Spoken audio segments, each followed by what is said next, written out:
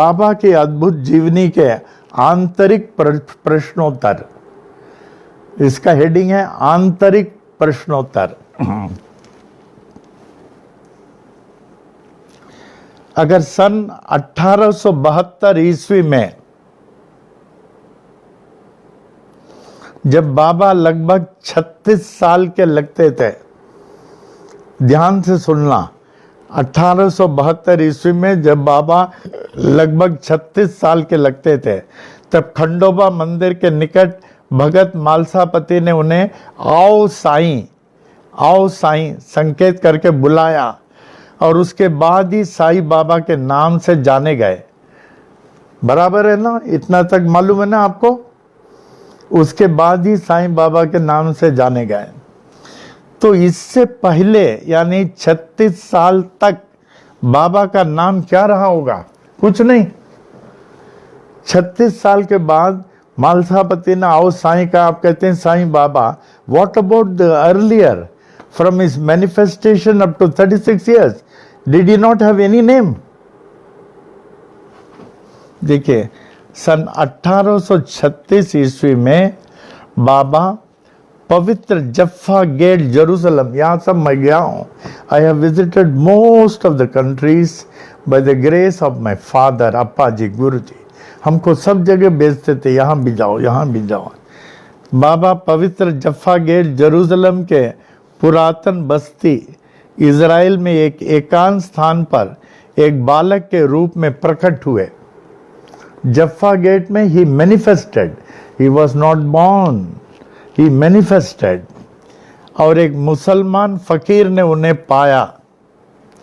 उस मुसलमान फकीर ने इस बच्चे को एक संतानहीन गुजराती वैष्णव ब्राह्मण दंपति नंदलाल जमनाबाई, जो बड़े रईस थे, संतानहीन थे, संतान पाने के लिए वो बहुत बड़ी यात्रा में गए।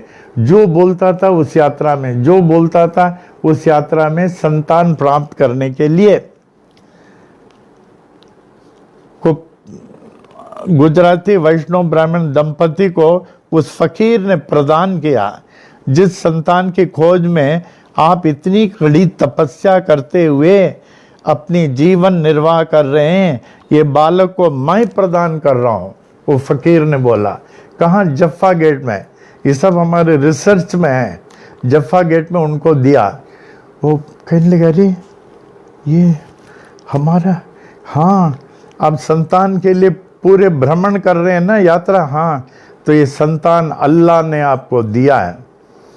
तो देखे नंदलाल जो है जमुनाबाई को, इनको देखते हैं, वो इनको देखते हैं, हंसते हैं।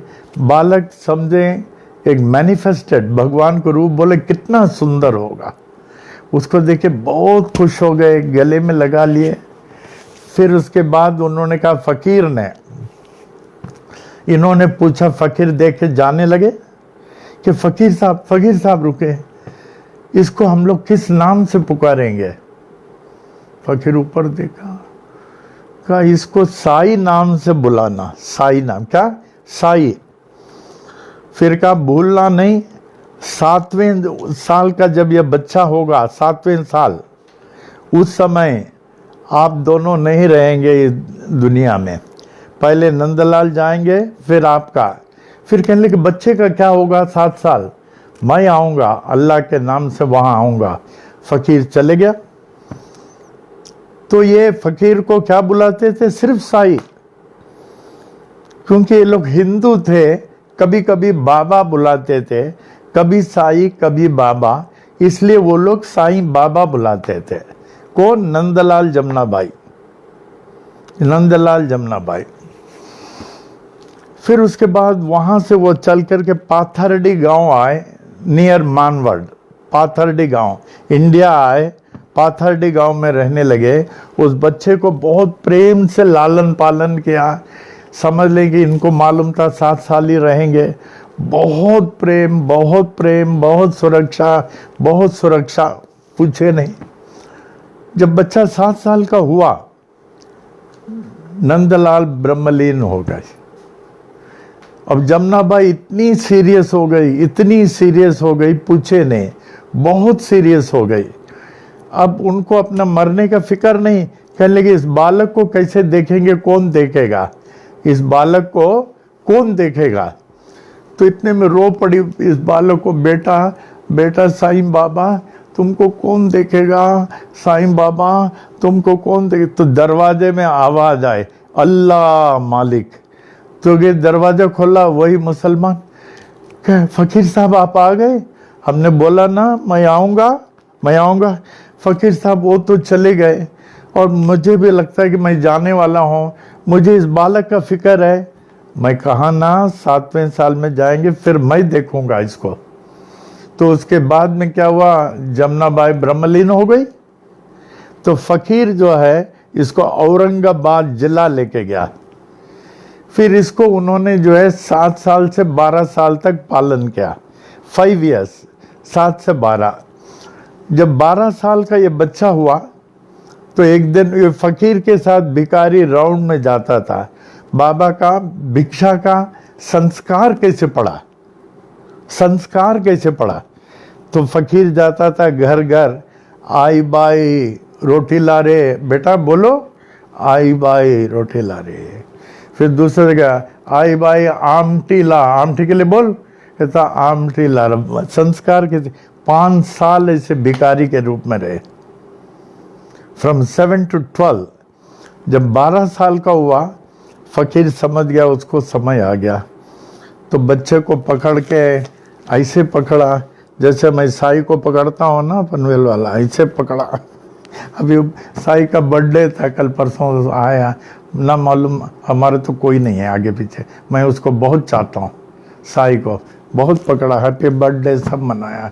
वो टोपी है ना ऐसा वो जोकर का, वो एक पहना एक हमको पहना रहा था, अभी पहन लो। हमको बोला अभी उनका बर्थडे था मनाया ये वो। तो फकीर रोया, कहा अब्बा आप रोते हो, बेटा मेरा समय आ गया है, मैं तो जाऊंगा लेकिन तेरे को कोई नहीं पहचानेगा, कोई नहीं पहचानेगा, कोई नहीं जैसे हमें याद आ रहा, हिमालय के मोस्ट ऑफ द केव्स में हम और जॉन नजेरियन गए हैं। अगर आप जॉन से पूछिए हिमालय के मोस्ट ऑफ द इसमें करीबन हम लोग 78-79 में हिमालय के मोस्ट ऑफ द केव गए हैं। तो वहाँ लोग साधु लोग केव के अंदर लंगोटी पहन के ऐसे ध्यान में बैठे रहते हैं, ध्यान में बैठे रहते हैं। तो वहाँ एक साधु को हमने बोला, यहाँ हमने दर्शन किया, हमें बहुत अच्छा लगा, साधु महाराज मुझे माफ़ करना अगर हमारे आने से आपको तकलीफ़ हुआ, लेकिन मैं सोचता हूँ अगर आप यहाँ से हमारे गांव में चलेंगे कुरला में, कितने लोगों को लाभ होगा। हमको देखे हंसे, कहे वो मायापुरी से आए हो जहाँ भगवान का कोई स्थान नहीं। हम बोले माफ़ करना मैं अब नहीं बोलूँगा, जहाँ भगवान का स्थान नहीं, संतों को कौन पूछेगा, संतों को कौन पूछेगा। तो वो फकीर जो है इसको लपेट के कह रहा था, लिपट के, बेटा मैं जा रहा हूँ, तुमको कोई नहीं पहचान। तो उनकी मिसेस दौड़ के आई, फकीरानी क्या हुआ क्या हुआ, कहा मैं जा रहा हूँ, इसको कोई पहचानेगा नहीं, लेकिन इसको यहाँ से सेलू ले जाओ, वहाँ एक बालाजी का भक्त है जो भगवान से बात करता है। जैसे रामकृष्ण काली से नहीं बात कर सकते थे, ऐसे कई लोग भगवान से बात करते हैं, बाबा से तो बहुत लोग बात करते हैं। तो कहने लगे वो भगवान से बात करता है, वही एक पहचाने का, दूर सेलू वहाँ ले जाओ, मेरा टाइम आ गया, बेटा ये झोली ले ले, वो शोल्डर बैग, उसमें एक मिट्टी का दियाली, एक लकड़ी का सटका, एक लोहे का सटका, फिर इस तरह कुछ कपड़े कुछ थे, बेटा ये किसी को नहीं देना। उसके कॉलर में लगा दिया, गिर गया, अल्लाह मालिक करके वो चले गया। तो फकीर की धर्मपत्नी ढूंढते ढूंढते ढूंढते ढूंढते ढूंढते सेलू पहुंच गई। तो वहाँ दरवाजे में खड़ी थी, वो he was one of the richest man. तो वो जमींदार जो था गोपाल राव देशमुख, वो अपने तिरुपति बालाजी के ध्यान में बैठा था। तो वहाँ आदेश मिला, मैं तुम्हारे द्वार में आया हूँ, तुम्हारे द्वार में। तो उठ करके गया तो देखा ये 12 साल का लड़का, और उसके ऊपर जैसे हेलो है, तुरंत चरणों में गिर के अश्रुधारा से वेलकम किया, प्रभु आप आ गए, प्रभु आप आ गए, प्रभु आप आ गए। तो उनको सम्मानित करके लिखा था, माता आप भी चले, आप भी चले। नहीं, मैं नहीं रुकूंगा, हमारे उनका हुक्म था, जो ये पहचानेंगे उनको छोड़ के आ जाओ, इसलिए वो चली गई। फिर गोपाल राव देशमुख के साथ 3 साल तक रहे, लेकिन वही पुराना कपड़ा, वही जोली और वही चिलम जो भी था, सब कुछ था। At the age of 15 Gopal Rao Deshmukh ब्रह्मलीन हो गए। हम एकदम शॉर्ट में कह रहे हैं, क्योंकि बाबा के जीवनी के लिए तो 7 दिन और लगेंगे, एट अ टाइम 2.5-3 घंटा लगेगा। तो उसके बाद क्या हो गया कि गोपाल राव देशमुख ब्रह्मलीन हो गए, and Baba was 15 years, and from 15 years he was all alone.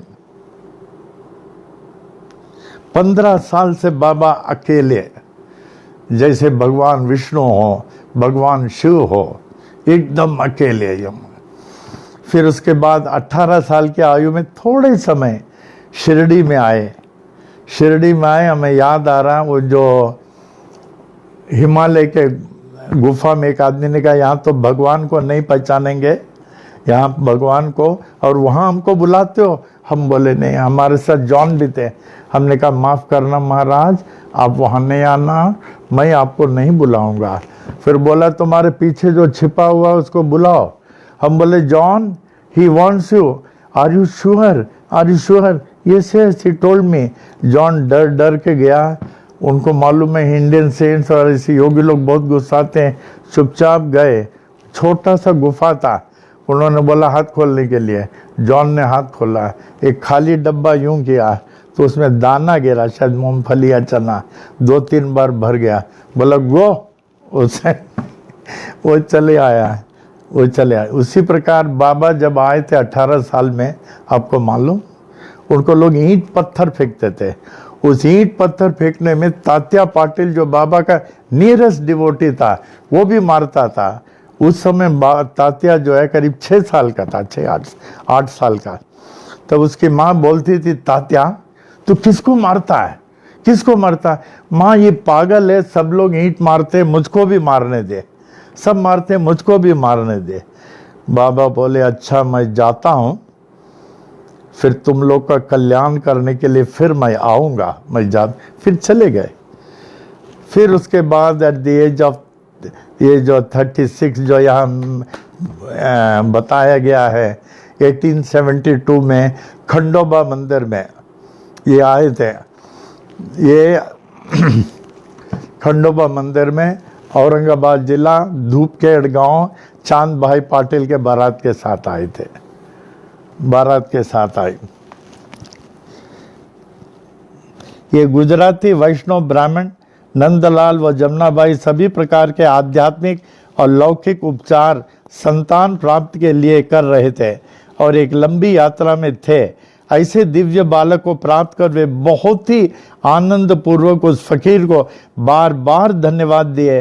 Nandlal और जमुनाबाई ने उस फकीर से इस बच्चे के नाम रखने को कहा आप ही इस बच्चे का नाम बताना। तब उस फकीर ने इस दिव्य बालक का नाम साई रखा। देखिए, बिफोर 36 ईयर्स इनका नाम पहले साईं बाबा था, before coming to Khandoba temple. वो फकीर ने साईं, ये बाबा बुलाते थे, माता पिता साईं बाबा बुलाते थे। तभी से इस बच्चे को साई इस नाम से पुकारते थे। कभी कभी गुजराती वैष्णव ब्राह्मण होने के कारण वे बालक को बाबा कहकर भी संबोधित किया करते थे और कभी कभी इन दोनों ने नामों को जोड़कर साईं बाबा के नाम से बुलाते थे। The name was there much earlier, Sai Baba, before Mhalsapati could call.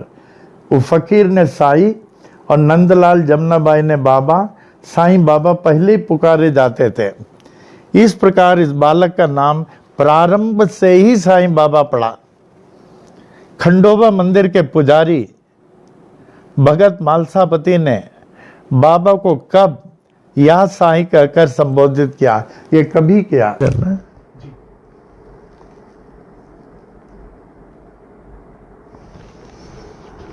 Khandoba मंदिर ना,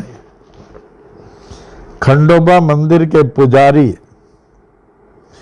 भगत मालसापति ने, देखिए खंडोबा मंदिर के पुजारी, याद रखना, खंडोबा मंदिर के मालिक नहीं, ही was not the owner, he was A paid पुजारी। भगत मालसापति ओनर नहीं थे। मंदिर के पुजारी भगत मालसापति ने बाबा को कब या साई कहकर संबोधित किया? जब बाबा लगभग 36 साल के लगते थे, 36, और चांद भाई पाटिल नामक धूपखेड़ गांव के मुखिया, धूपखेड़ औरंगाबाद जिला निजामाबाद स्टेट के धूपगढ़ गांव के मुखिया के किसी रिश्तेदार के शादी की बारात के साथ बैलगाड़ी में शिरडी पहुंचे। कैसे? बाबा भगवान शिरडी में। एक बार कहा, ये माखी जानी जी थे, हमने कहा जब तक हम लोग सिंपल नेचुरल नहीं रहेंगे बाबा एक्सेप्ट नहीं करेंगे। आप ये नहीं सोचिए बाबा यहाँ जागृत हो गए, भगवान राम त्रेता में जागृत हो गए, कहाँ गए? शबरी क्या गए ना। तो ये नहीं सोचे बड़ी बड़ी गाड़ी से आएंगे तो ये खुश हो जाएंगे। आप लोगों को भी एक बार बैलगाड़ी में चलना चाहिए। बोले गुरुजी आप बोलिए ना, जरूर चलेंगे। तो हम लोग पनवेल दरबार से रेलवे स्टेशन तक बैलगाड़ी में गए, फिर वहां से बैलगाड़ी में आए। माके जानी वगैरह बैठे थे, मालूम है ना, आप भी देखा हम लोग बैलगाड़ी से आए, बैलगाड़ी से आए। बोले बस ना, आप यहाँ से बॉम्बे तो नहीं बोलेंगे? बोले हम बोले बॉम्बे नहीं, बस यहाँ से आप पास हो गए। तो हम लोग सब बैलगाड़ी से गए, पनवेल दरबार से रेलवे स्टेशन, फिर वापस आए। हमने कहा अभी आप पास हो गए। मक्खी जानी तो बहुत simple, he was a real representative of Baba. उन्होंने विदेश में जो हम लोगों के जो प्रचार किया कोई नहीं कर सकता। लंदन में इतना स्टेट्स, वहाँ के टीवी वगैरह में प्रचार करते थे, रेडियो में, टीवी एशिया, वहाँ सब प्रचार बहुत बहुत किया बेचारे, इतना किया nobody can do, nobody can do. Last में सरेंडर हो गए थे। I miss him so much, so much. हमारे हर कमरे में जहाँ है माखी जानी का फोटो रखता हूँ। लास्ट में बेचारे यही कहते थे, हमारे सच्चा क्या, सच्चे पातशाह, सच्चा पातशाह, सच्चे पातशाह, हमारे सच्चे पातशाह, हमारे। I miss him very much, very much, very much. Last में मैं गया, उनको मैं पाँव दबाता था, मालिश करता था, यूं इशारा करते थे, नहीं नहीं, वो हमसे 2 साल छोटे थे। मालिश करता था, यूं सेवा करता था, टाइम आ गया था, यूं कहते थे नहीं नहीं, हम मानते नहीं थे। He was a very great man, very great man. He had attained enlightenment while living, even while living. ऐसे आदमी आपको दुनिया में नहीं मिलेगा, माखी जानी सरी का। अच्छा, रिश्तेदार की शादी बारात के साथ बैलगाड़ी में शिरडी पहुंचे। विवाह निर्विघ्न संपन्न होने के उपरांत चांद भाई बारातियों के साथ वापस धूपखेड़ गांव औरंगाबाद लौट आए और बाबा अकेले ही खंडोबा मंदिर में प्रवेश करना चाहते थे। तब मंदिर के पुजारी भगत मालसापति ने उन्हें अंदर आने से रोका और कहा, यह हिंदू का मंदिर है और ये यवनों के लिए नहीं है। ये हिंदू का मंदिर है, ये मुसलमानों के लिए नहीं है, यवनों का नहीं है। तुम तकिया गांव या चौड़ी जाकर रहो। बाबा ने थोड़ी देर गए, फिर बाबा वापस आए और उन्हें एक टक देखा, यूं वो दृष्टि अलग थी, यूं देखा और शांत रहे। तब भगत मालसापति ने उन्हें कहा, तुम मुझे ऐसे क्यों देख रहे हो? भगत मालसापति ने बाबा से कहा, तुम मुझे ऐसे क्यों देख रहे हो? तब बाबा ने एक विचित्र से मुस्कुराहट से उत्तर दिया, मुस्कुराहट, हंसते हुए उत्तर दिया, मैं यही देख रहा हूं तुम एक बनिया होकर एक गडहरीन जाति के महिला से कैसे शादी कर लिया। वो घबरा गया, उसको किसी को मालूम नहीं था, ये रहस्य मालूम नहीं था। तब वो घबरा गया और बात क्या, जो बात किसी को मालूम ही नहीं, वह रहस्य इसको कैसे मालूम पड़ गया। और उन्होंने घबराते हुए बाबा से कहा, नहीं नहीं बाबा, या साई। और मंदिर में आने के लिए बाबा को विवश किया, या साई कह, मालूम नहीं इसको और क्या क्या मालूम होगा। भगत मालसापति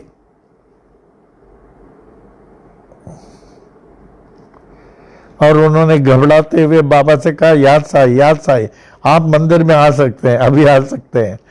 इसके बाद ही भगत मालसापति के साथ अन्य शिरडी गांव वाले भी इन्हें साईं बाबा कहकर संबोधित करने लगे, जबकि इनका नाम प्रारंभ से ही साईं बाबा था। आप लोगों को बोला ना, प्रारंभ से ही।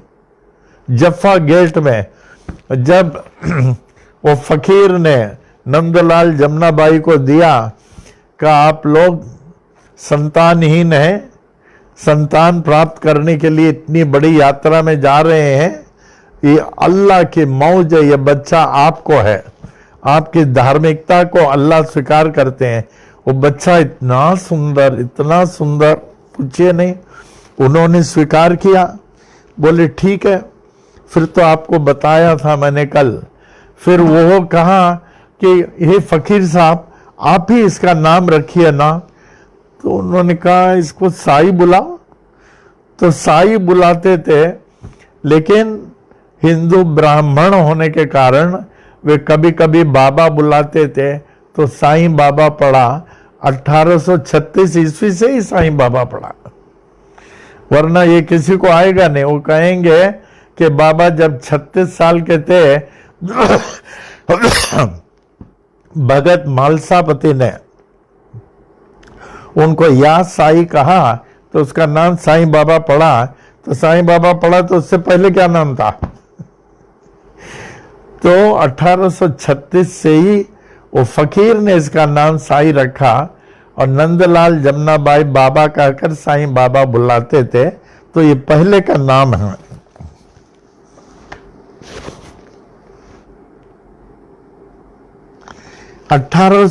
बाबा ने गुरु स्थान को इतना अधिक महत्व क्यों दिया?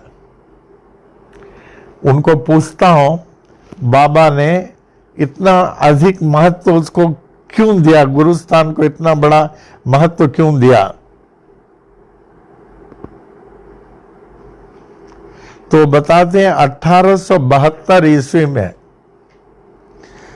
लगभग 36 साल की आयु में, जब बाबा खंडोबा मंदिर से गुरु स्थान आए, वहां वे काफी समय तक ध्यान अवस्था में बैठे पाए, क्योंकि उन्होंने पा लिया उस स्थान का प्रभाव, ध्यान अवस्था में पाए गए।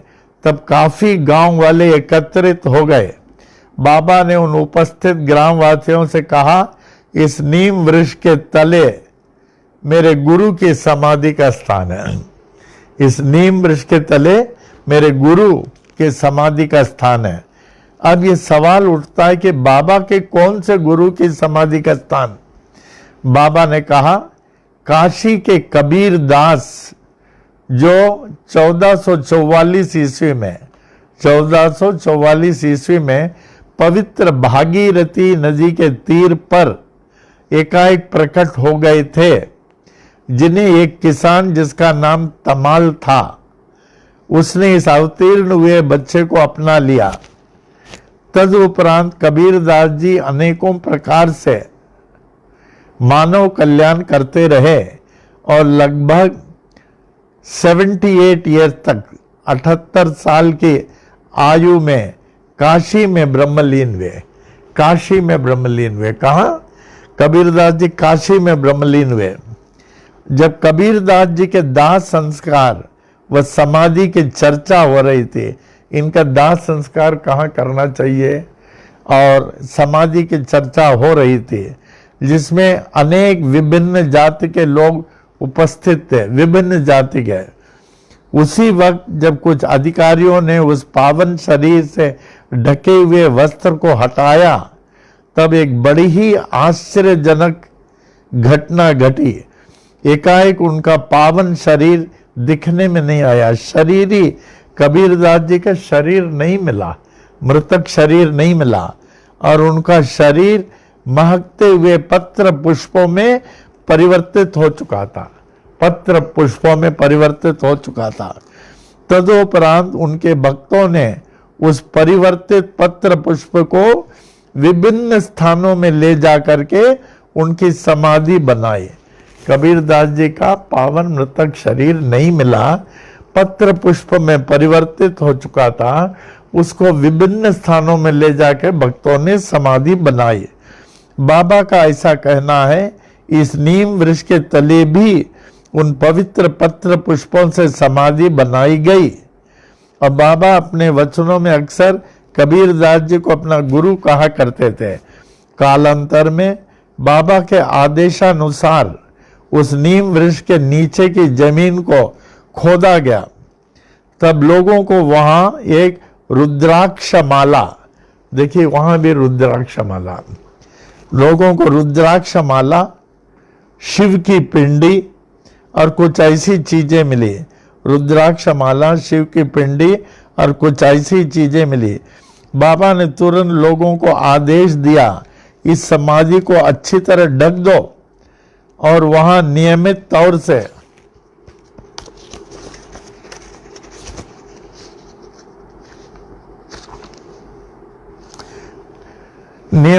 से धूप व अगरबत्ती दिखाते हुए मर्यादा पूर्ण पूजा होवे।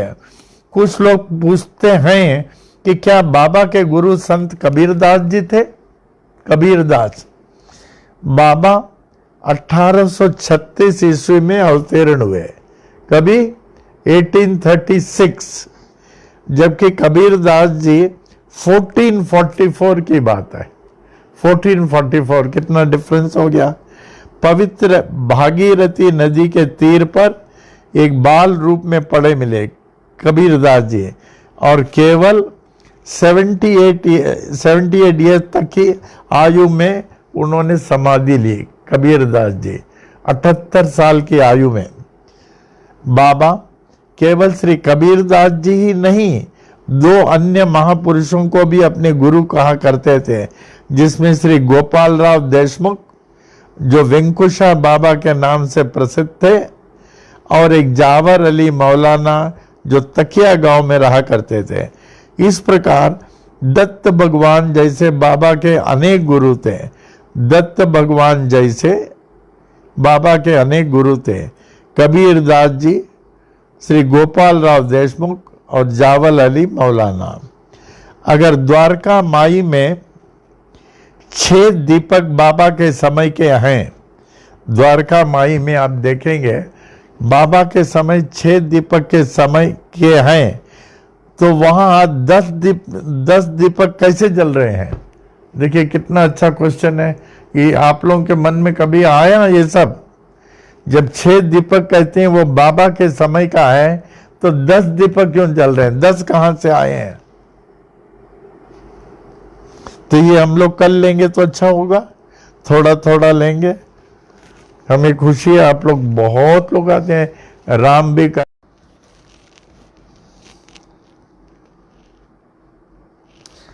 आप शिरडी के द्वारका माई में जब जाते हैं, 10 दीपक को जलते हुए दिखते हैं। 10 दीपक, उसमें से 6 बाबा के समय के हैं। अगर द्वारका माई में 6 दीपक बाबा के समय के हैं, तो मैं पूछता हूँ आज वहीं आज 10 दीपक कैसे जल रहे हैं? 10 दीपक कैसे? 6 बाबा के हैं तो 10 क्यों जल रहे हैं? तो बताया जा रहा, बाबा की मौज को कौन समझ सकता है? उनके रहन सहन, व्यवहार, बोलचाल, भक्तों के वार्तालाप, भक्तों से वार्तालाप, सभी कुछ निराला था। बाबा की मस्जिद, जिसे बाबा द्वारका माई कहा करते थे, बड़ी ही जीर्ण शीर्ण अवस्था में थी और उसको बनाने को नहीं देते थे। कई बार नाना साहब चंदोरकर, डिप्टी कलेक्टर, बहुत लोगों ने कहा अल्लाह का जैसा है वैसे रहने दो। कभी मिट्टी गिरता था, कभी ईंट गिरता था, उसको बनाने को नहीं देते थे। बड़ी ही जीर्ण शीर्ण अवस्था में थे। फिर भी प्रारंभिक दिनों में बाबा इस मस्जिद का जीर्णोद्धार नहीं करने देते थे। इसको बनाओ नहीं, ऐसे रहने दो, भले मिट्टी गिरने दो। और उसी हालत में बाबा जो है बैठते थे, विश्राम करते थे। और ऐसी हालत में बड़े बड़े लोग, नागपुर के वो गोपाल राव बूटी करोड़पति, हरि सीताराम दीक्षित जिनके यहाँ मैं गया, विले पार्ले वाले, इतने बड़े सॉलिसिटर थे, एम.बी. रेगे जस्टिस, और कितने बड़े बड़े करोड़पति जाते थे मिट्टी, वो भी बैठे रहते थे। क्योंकि जब आप भगवान को अपने सामने देखते हैं, you forget your self and you forget your comfort. अपने सामने जब भगवान को देखते हैं, you will forget all the comfort. जब गोविंदराव रघुनाथ दाभोलकर ने 1910 से बाबा के संपर्क में आए, 1910 और 1918 तक थे, आते जाते थे। मैं उनके यहाँ गया हूँ, गोविंदराव रघुनाथ दाभोलकर, ये साई सच्चरित्र के लेखक, उनके यहाँ मैं गया हूँ, बांद्रा में। पहले कुर्ला में रहते थे। तो 1910 से 18 तक गए, जाते थे। फिर बाबा ने समाधि ले ली। फिर उसके बाद 1923 के बाद, 5 साल के बाद, उन्होंने साई सच्चरित्र लिखा। आफ्टर 5 years अब बाबा समाधि, आफ्टर 5 years।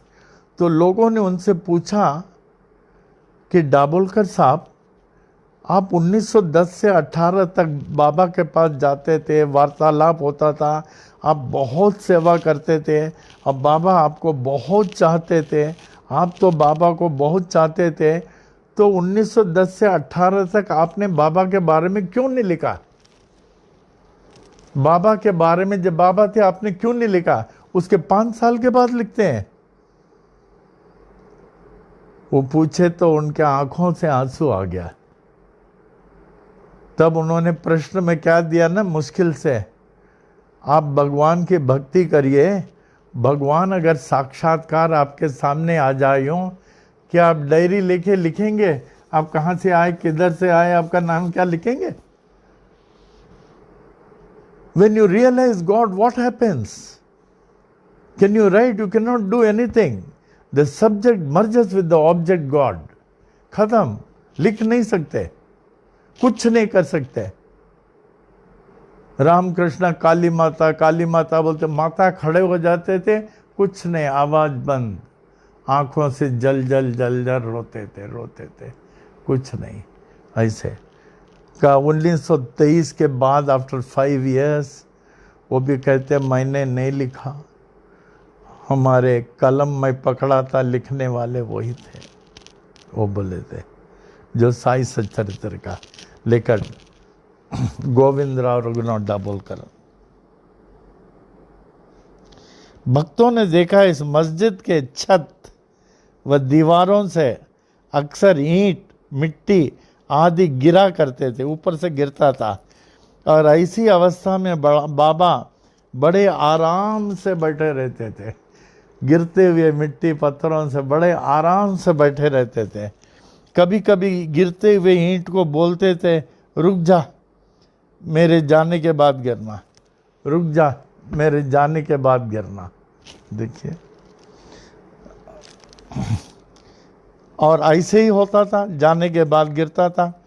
बाबा के समय 4 दीपक मस्जिद में जलते थे, 4। लगभग 1912 ईस्वी में, समाधि के 6 साल पहले, बाबा गांव के वाणियों से तेल लाकर 2 और दीपक जलाने लगे। 4 और 2 6, 2 और दीपक जलाने लगे। ये क्रम थोड़े समय चलता था। वो वाणियों से लेके तेल लाके जलाना, तेल लाके जलाना, वो जलता था। एक बार गांव वासियों ने, तेलियों ने बाबा को तेल देने से इनकार कर दिया। कहा ये रोज रोज आके मांगता है, इसको अभी हम लोग नहीं देंगे। तब बाबा नाराज होकर बोले, मस्जिद में नाराज होकर मस्जिद में लौट आए। जब तेलियों ने मना किया तब बाबा नाराज होकर मस्जिद में लौट आए। बाबा ने मस्जिद के घड़े से कुछ पानी पिया। मस्जिद में घड़ा है जिसका पानी हम सबको देते थे 59-60 में। बाबा ने उस घड़े से पानी पिया, फिर पानी को अपने टामरेल में उड़ेल दिया, टामरेल में उड़ेल दिया, हैंड कैरिंग जग उसको कहते हैं। और तब उस टामरेल के जल से 6 दीपकों को भरकर उन्हें जलाया। कितने दीपक? 6। पानी से भर के जलाया। उस पानी से भरे दीपकों को लोगों ने बहुत ही अच्छी तरह से जलते हुए देखा। पानी से दीपक जल रहे हैं। ये बाबा का चमत्कार देखकर गांववासी एकत्रित हो गए कि किस प्रकार बाबा ने ये चमत्कार दिखाया। गांव के वाणी तेली भी ये दृश्य देखकर घबरा गए। वो तेली लोग आए, घबरा गए और दौड़कर बाबा के पास मस्जिद में आए और माफ़ी मांगी और ये कहा कि आज से उनका पूरा दुकान बाबा का है, पूरा दुकान बाबा का है। देखिए ये चमत्कार।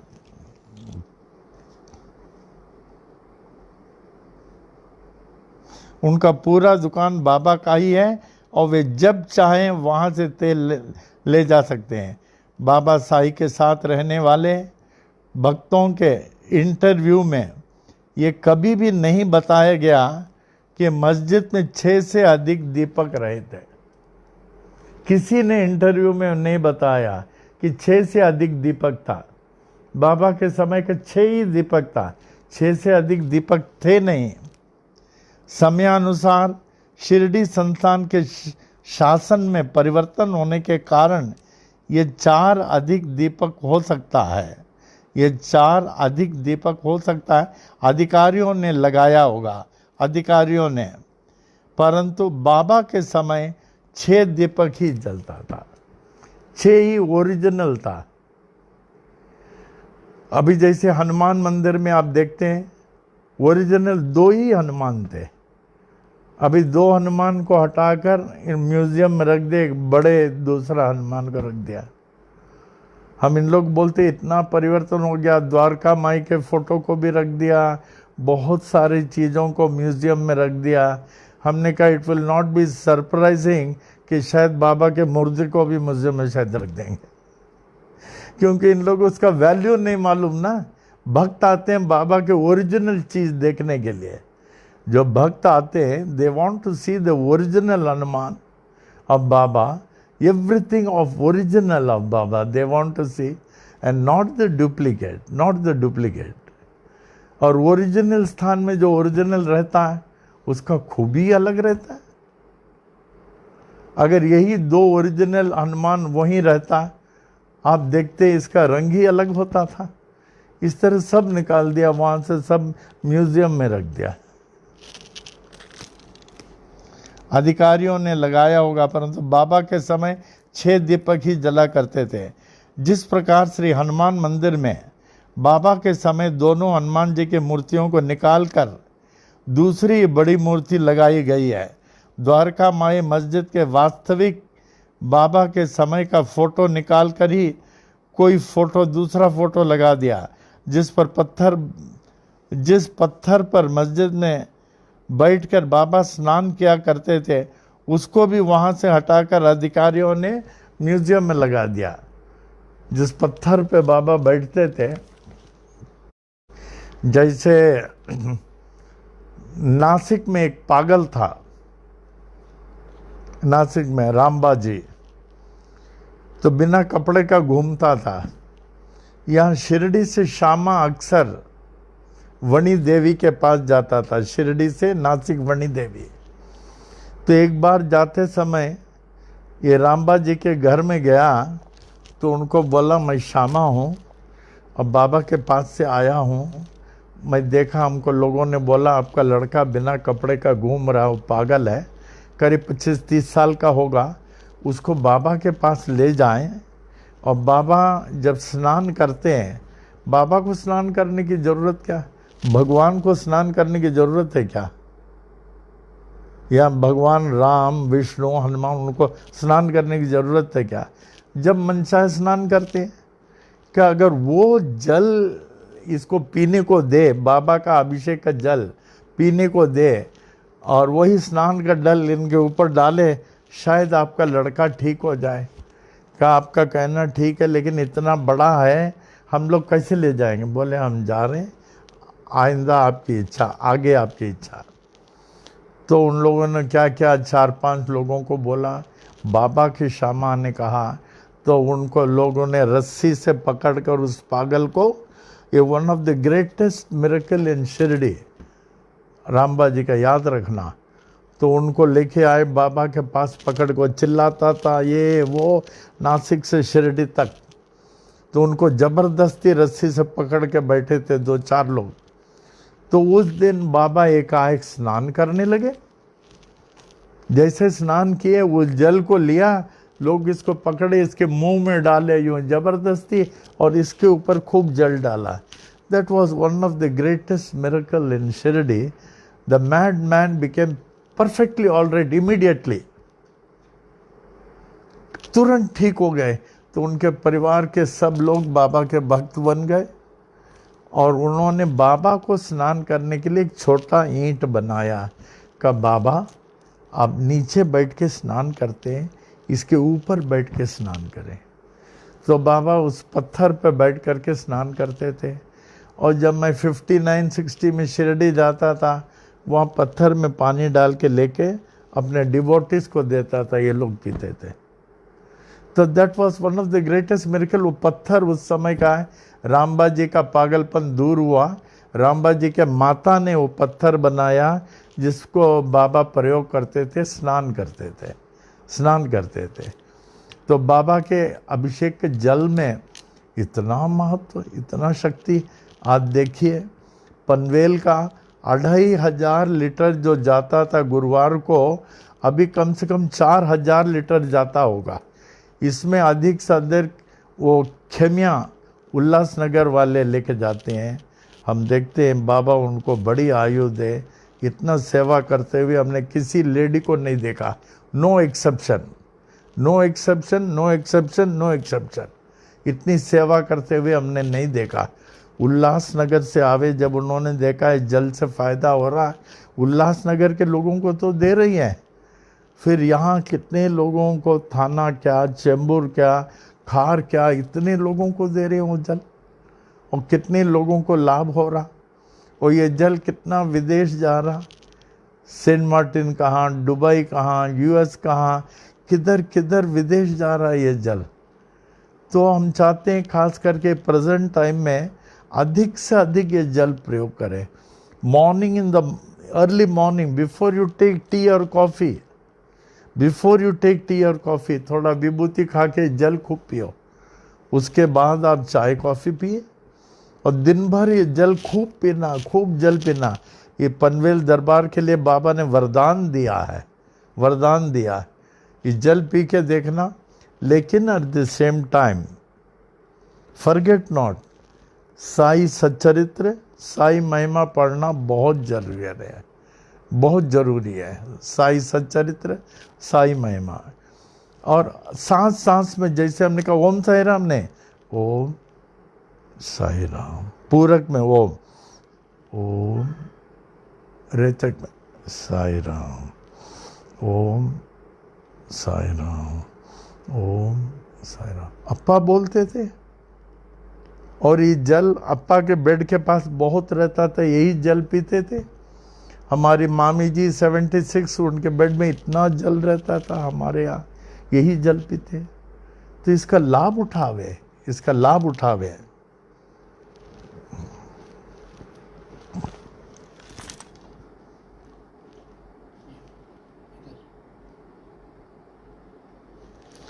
भक्तों ने देखा है ये 1872, हाँ म्यूजियम में रख दिया। 1872 ईस्वी में बाबा श्री क्षेत्र शिरडी में कैसे आए? 1872 में शिरडी कैसे आए? औरंगाबाद जिले के धूपखेड़ गांव के अधिकारी चांद भाई पाटिल एक सफ़र में धूपखेड़ से औरंगाबाद जिला चले गए। सफ़र के दौरान में एक रात कहीं रुकना पड़ा और प्रातःकाल उठने पर उन्होंने अपनी घोड़ी को नियत स्थान पर नहीं पाया। सुबह उठा, वो धूपखेड़ गांव से निकल गया था औरंगाबाद सिटी, तो वहाँ उनको घोड़ा नहीं मिला। उन्हें अपनी घोड़ी से बड़ा प्रेम था। वैसे भी गांव वाले उस समय जो सड़क उड़क उतना होता नहीं, ज़्यादातर घोड़े पे ही चलते थे ज़्यादातर। हमें याद है जब हम लोग अमरनाथ यात्रा जाते थे, हम लोगों को 16 घोड़ा चलता था। 16 घोड़े में सब बैठते थे। उसके अलावा पैक पोनी सामान का वो चलता था, सामान का। जब काफ़ी समय दूर तक ढूंढने पर भी उन्हें घोड़ी नहीं मिली, तब वे निराश होकर वापस लौट रहे थे। लगभग 4 कोस चलने के बाद, अबाउट 14 माइल्स चलने के बाद, चांद भाई ने एक आम्र वृक्ष के तले, कौन सा?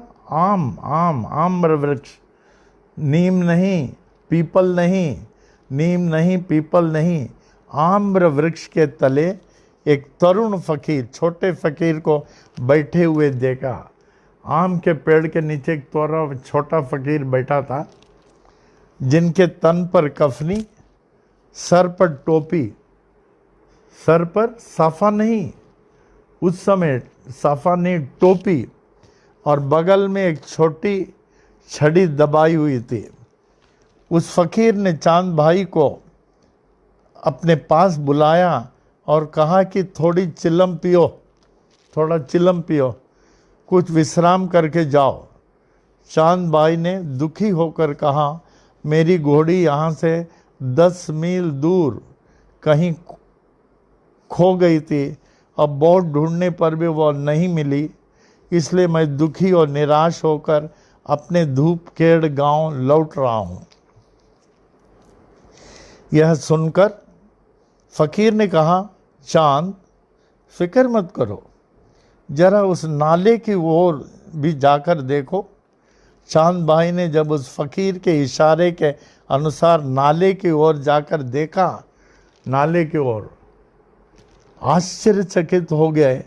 उन्होंने अपनी घोड़ी को वहाँ चरती हुई देखा, जहाँ उस फकीर ने बोला। चांद भाई अति प्रसन्न से घोड़ी को गले लगाए